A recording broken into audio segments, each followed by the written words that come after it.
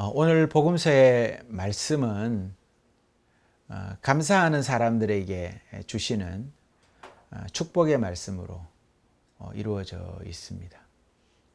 여러분 하나님께 감사하십니까? 오히려 하나님께 간구는 많이 하지만 그에 따른 간구에 따른 응답에 대한 감사는 제 본인을 생각해 볼 때도 부족함이 많았다라는 생각을 해봅니다. 오늘 복음서 우리가 읽은 17장 12절에 이런 말씀이 있습니다. 그들은 멀찍이 멈추어 서서 있었다. 이렇게 말을 합니다. 사람이 가까이 서 있지 않고 멀찍이 서 있는 이유가 무엇이겠습니까?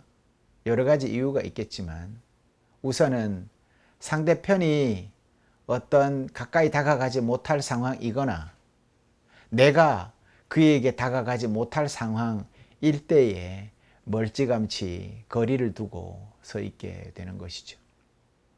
예수님께는 별 문제가 없는 것 같습니다. 그러나 멀찍이 서 있는 이들에게 무슨 문제가 있는 것 같습니다. 예수님께서 어떤 마을에 들어가셨습니다. 그때 그곳에는 나병을 앓고 있는 사람들이 예수님을 알아보고 그분께 자비를 청합니다.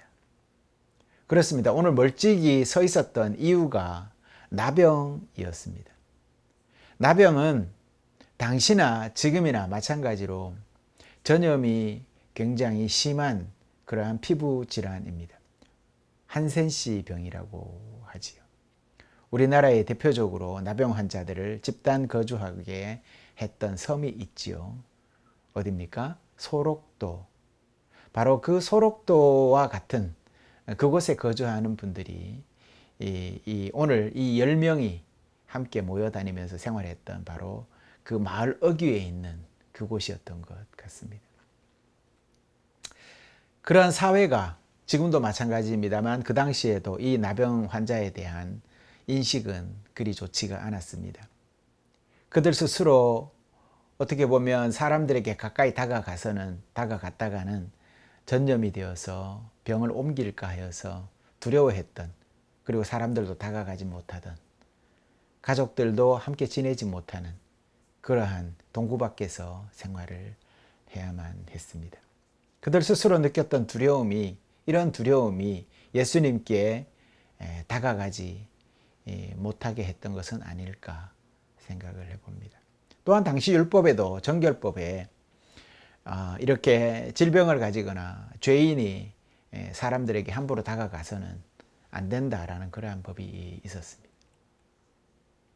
오늘 17장 14절에 보면 가서 제사장들에게 너희의 몸을 보여라 라고 또 말을 합니다.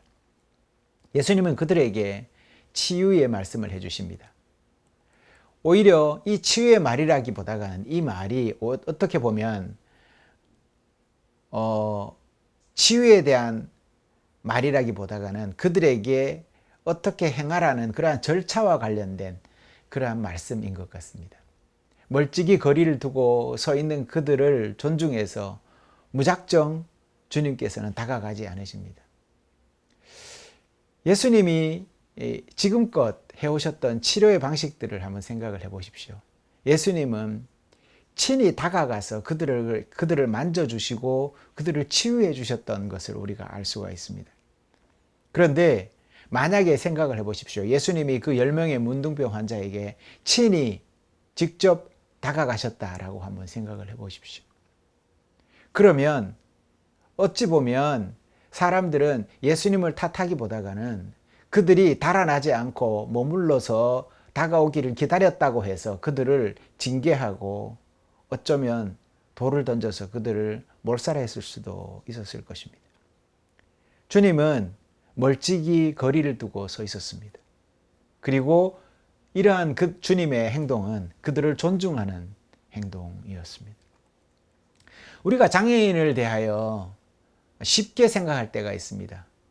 그들에게 함부로 다가가서 그들의 아픔을 내가 아는 양 함부로 어루만져 주려고 합니다. 어떻게 보면 그것이 우리의 낮은 공감이 만들어내는 그들을 불편하게 하는 요소가 아닌가 이런 생각을 해보는 것이죠.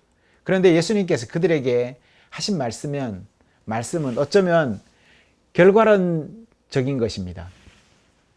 율법에 따라서 악성 피부병을 앓는 이들의 발병 여부나 회복에 대해서 확인을 해주시는 분은 당신이 아니라 제사장이다라는 것이죠. 그래서 그들이 가는 동안에 몸이 깨끗해졌다라고 합니다. 치유의 기적은 그들이 예수님 말씀에 순종해서 걸어가는 동안에 일어나게 됩니다. 언제 일어난다고요? 순종해서 가는 동안에.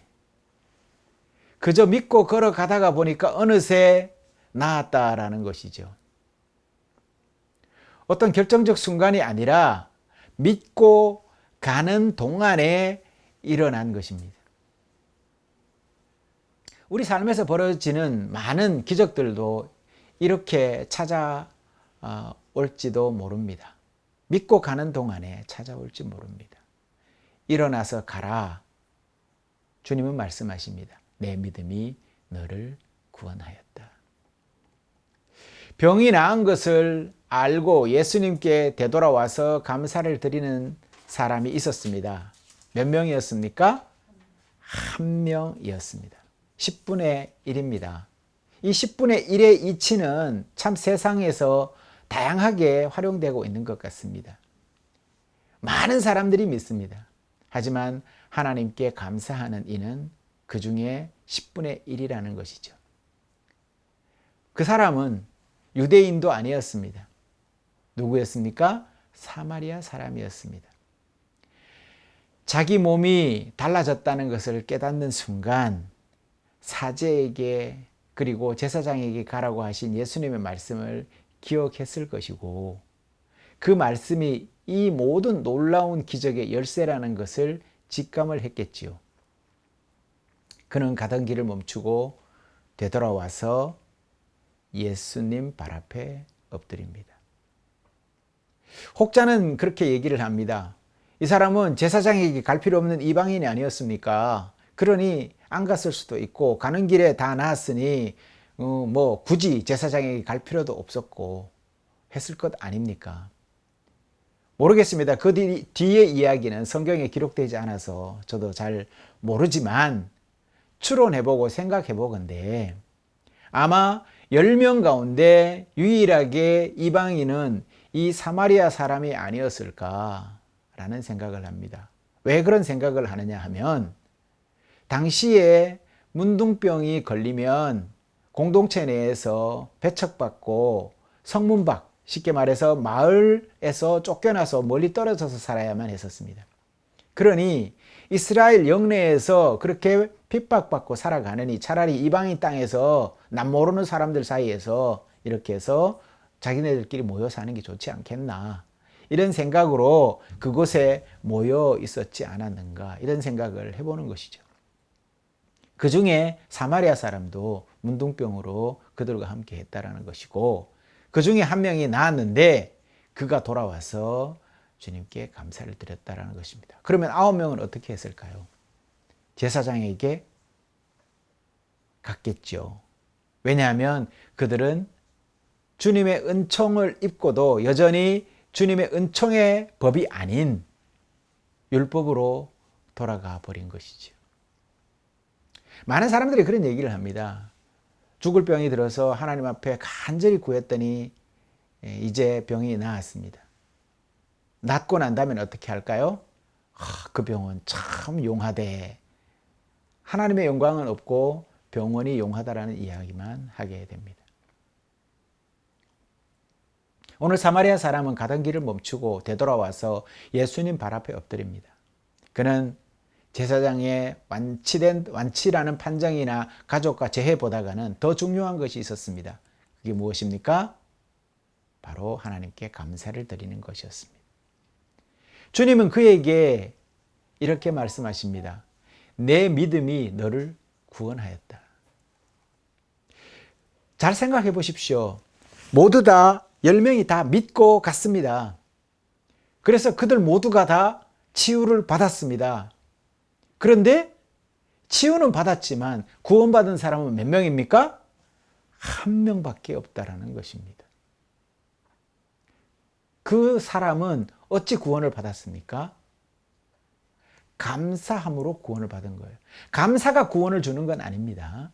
주님께 감사하는 마음으로 주님께 돌아와서 구원을 받은 것이죠. 그러니 감사는 주님께로 돌아오게 하는 중요한 재료가 된다는 것입니다. 여러분들이 주님과 멀어졌다 생각하십니까? 그러면 주님께 감사하는 마음을 가져보십시오. 그러면 주님 앞에 돌아올 것이고 그 이후에 일어나는 일들은 오늘 복음서에 적혀 있습니다. 내 믿음이 너를 구원하였다. 어떤 일이 있어도 그리스도인은 하나님 앞에 머물러야 하는 존재들이지요. 그러니 감사함으로 하나님 앞에 돌이킬 수 있는 어떤 조건들을 매일매일 찾아내는 사람들이 신앙인이다라고 할 수가 있습니다. 다른 9은 육신의 치유를 받았고 이 사마리아 사람은 육신적 치유에 영혼의 구원까지 얻었습니다. 그 사이에 존재하는 것이 바로 감사라는 것이죠. 그러니 감사는 누구를 위해서 존재하는 것입니까? 나를 위해서 감사를 하는 겁니다. 성경은 오늘 이 일이 예수님의 예루살렘 길목에서 있었던 일이다. 예수님과 제자들이 예루살렘을 향해 가시는 그 길에 있었던 일이다. 이렇게 기록하고 있습니다. 예루살렘 길이라는 말이 제게는 굉장히 엄청난 무게감으로 다가왔습니다. 도대체 예루살렘에서 무슨 일이 있기에 어떤 일이 벌어지기에 말씀을 읽는 내내 긴장을 불러일으키는 것일까? 사실 예루살렘으로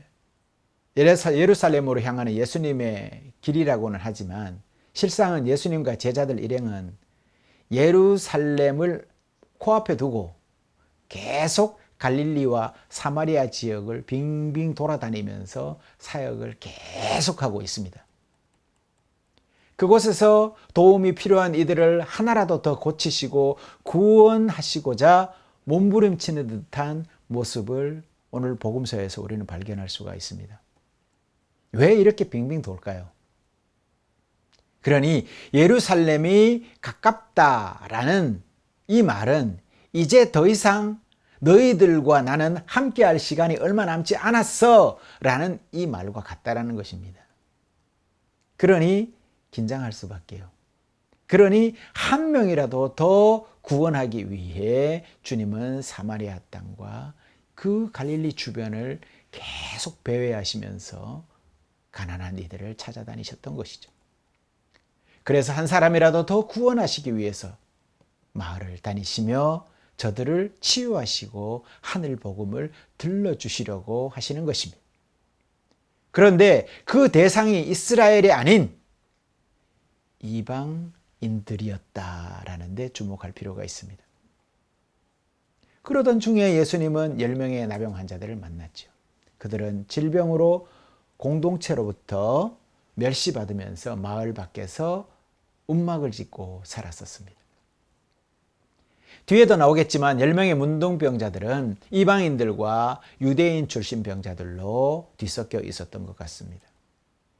앞에서 잠시 말씀드렸지만 유대인들이 마을에서 쫓아낸 그들이 오갈 데가 없어서 이방인 땅까지 흘러 들어온 것이죠. 이것은 무엇을 뜻합니까? 유대인들은 이방인들을 짐승보다 못한 존재로 여겼고 멸시했습니다. 그런데 정작 자신이 나병에 걸려 있어 보니 이런 거 저런 거 다 아무 소용 없더라는 것입니다. 오직 나를 맞아주고 함께 동거할 수 있는 이들이 가족이고 그 병자들이지만 그들이 유일한 위로의 대상이었다라는 것입니다. 그런 의미에서 우리가 살아가는 세상에서도 가난한 이들을 한순간의 감정으로 돕겠다고 연민의 마음을 가지고 달려드는 이들이 있습니다. 하지만 그런 사람들은 오래도록 이런 섬김과 봉사를 지속할 수는 없습니다. 그들을 진정으로 자기 형제요 동등한 자격으로 맞아들이지 못하는 것은 여전히 자기는 저들과 다르다는 의식을 갖고 있기 때문입니다. 이런 생각을 하는 한 영원히 하나 될 수 없는 것입니다. 지금 문둥병자들은 유대인이다 이방인이다 이런 따위는 전혀 따지지 않고 하나 되어서 함께 예수님께 소리를 지르고 있습니다. 가난한 이들이 이런 연대성이 아마도 예수님의 자비와 긍휼이 흘러가게 하는 통로가 되지 않았나, 저는 그런 생각을 해봅니다. 우리 주님은 가난하고 병든 자들을 사랑하셨습니다. 그리고 그들에게 하나님의 나라를 선포해 주셨습니다. 그 결과 하나님의 백성이 된 것이지요. 그 덕에 우리 또한 하나님의 복음을 믿고 같은 형제 자매가 될 수가 있었던 것이고요. 그리 하나님의 은총을 맛보고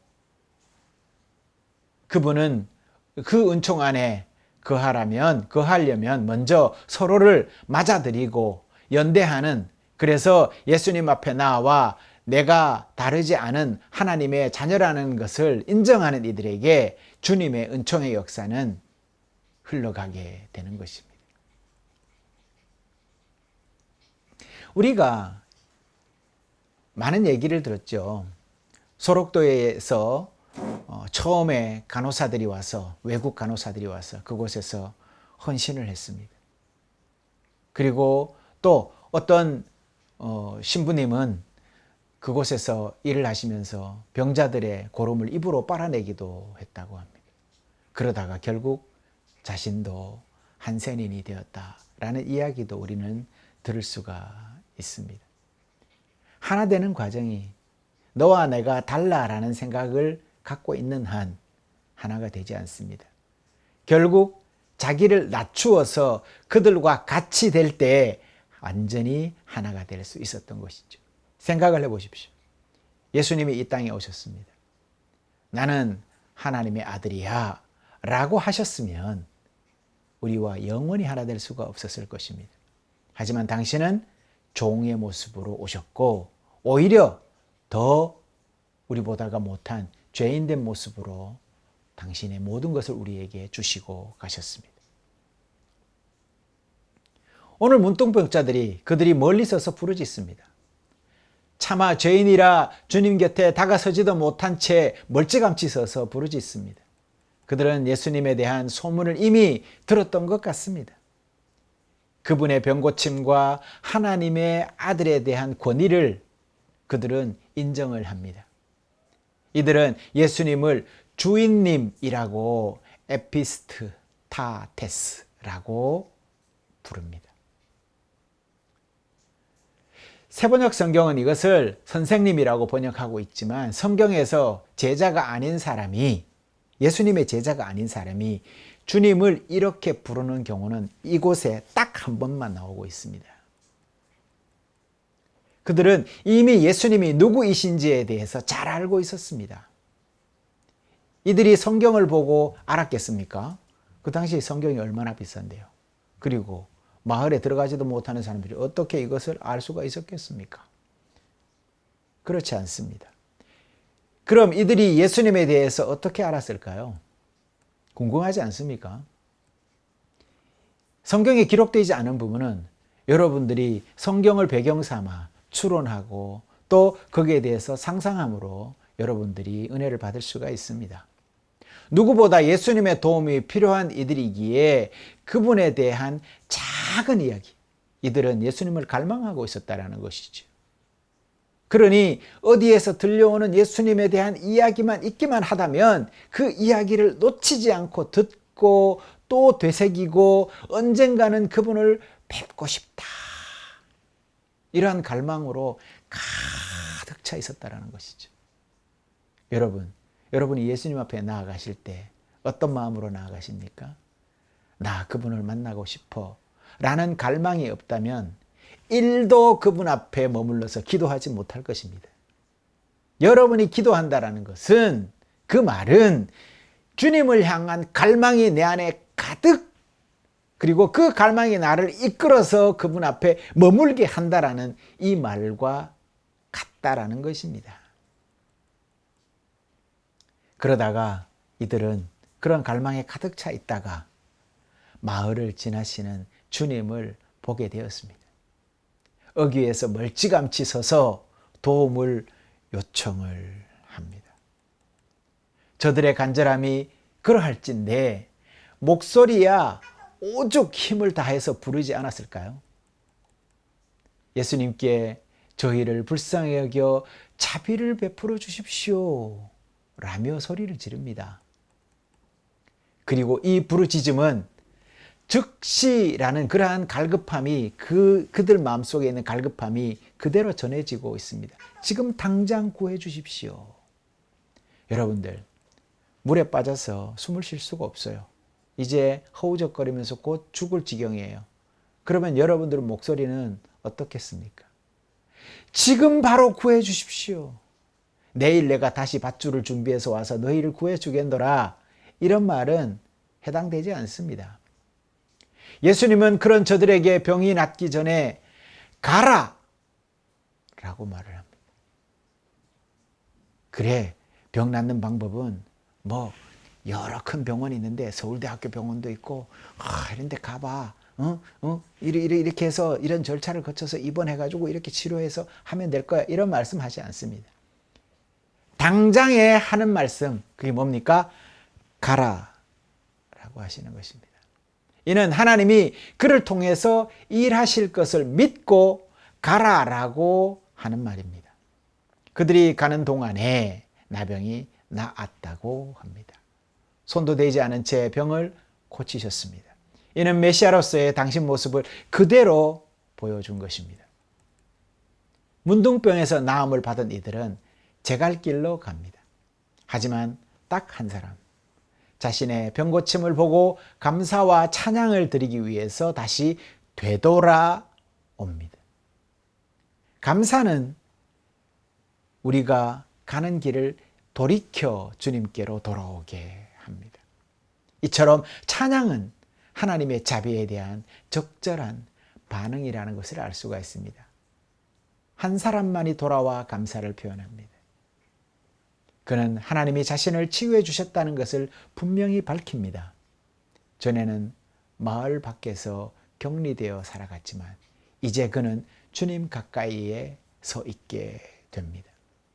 9은 어디 갔느냐? 주님의 이 섭섭해하시는 음성을 귀 기울여 드려보십시오. 그러니 성도 여러분 또한 하나님께 은총을 받았다면 그 감사한 마음을 하나님께 돌려드리시기 바랍니다. 그럼 그분의 영광이 드러나게 될 것이고, 그렇게 된다면 여러분이 돌려드린 기도는 바로 응답된 것이나 같습니다. 그리 하나님의 역사는 그런 기도를 올려드린 이들을 통해서 일어나게 될 것입니다. 그리고 그것으로 성도 여러분은 더욱 주님 은총 가운데 깊이 머물며 그분 평화를 맛보게 되실 것입니다. 그의 이런 행동은 예수님을 통해 하나님의 역사가 나타나고 있음을 분명히 보여주고 있습니다. 참으로 이 사마리아 사람은 지각이 깊었던 것 같습니다. 그러니 신앙이라는 말은 하나님이 예수님을 통해 일하신다는 것을 믿고 고백하는 이들이라고 할 수가 있습니다. 역설적이긴 하지만 오늘 사마리아인의 고백을 통해 깨닫는 것은 언약에서 멀어진 사람만이 깊은 감사를 고백할 수 있다라는 것입니다. 유대인들은 이미 하나님의 백성으로 언약을 받은 백성들입니다. 여러분은 하나님으로부터 이미 구원받았습니까? 그렇다면 멀어진 이들이라고는 할 수가 없겠지요. 하지만 세상길에서 멀어져 살아가고 만약 지금 있다면 감사함으로 그 길을 되돌이키십시오. 나를 구원하신 하나님의 은총을 생각하며 감사함으로 다시 되돌이키십시오. 성도 여러분, 하나님의 은혜에 지금 멀리 있다고 생각하십니까? 그렇다면 지금이 그분 은총을 맛볼 절호의 기회라는 것을 명심하십시오. 다만 여러분이 온 마음으로 주님을 부르고 그분 앞에 머무르려 할 때에 즉시 나를 짓누르던 문제는 해결되고 주님 평화가 임한다는 것을 보게 될 것입니다. 예수님은 이어서 나머지 9은 어디 있느냐라고 하십니다. 몇 가지 의문이 드는 것은 그들은 왜 하나님을 찬양하지 않았을까라는 생각인 것입니다. 그들은 왜 감사를 드리지 않았을까요? 그들은 왜 예수님의 치유에 대한 인식을 가지지 못했을까요? 예수님은 그들에게 서운함을 그대로 드러내십니다. 나머지 9은 어디에 있느냐? 하나님의 은혜 베푸심에 응답하지 않는 이들에게 서운함을 드러내는 것입니다. 당신 은혜에 반응하지 않는 이들에 대한 섭섭함이 그대로 묻어 있습니다. 예수님은 처음부터 10명의 나병 환자들을 눈여겨보고 있었습니다. 이 이방인 외에는 이라며 말씀하십니다. 그의 행동을 칭찬하시고 다른 9에 대해서 서운함을 그대로 드러내십니다. 예수님 눈에 비친 사마리아인은 이방인이지만 유대인 저들보다 더 깊은 영적 감수성을 갖고 있구나 라는 것을 아시고 칭찬하신 것입니다.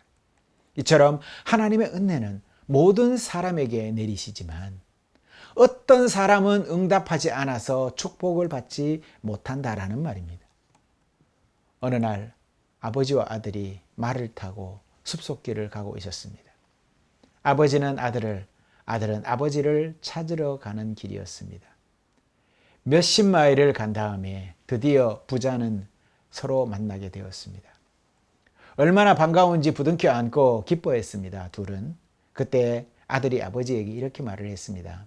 아버지, 참 우리는 하나님의 은혜에 감사해야 할 것 같습니다. 왜? 이 말에 아버지는 궁금해서 아들에게 물었던 것입니다.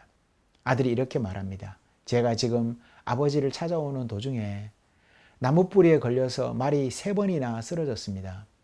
그런데 저는 한 군데도 다친 데가 없어요. 얼마나 하나님 앞에 감사한지 모르겠습니다. 그 말을 들은 아버지도 그래, 참 감사한 일이구나.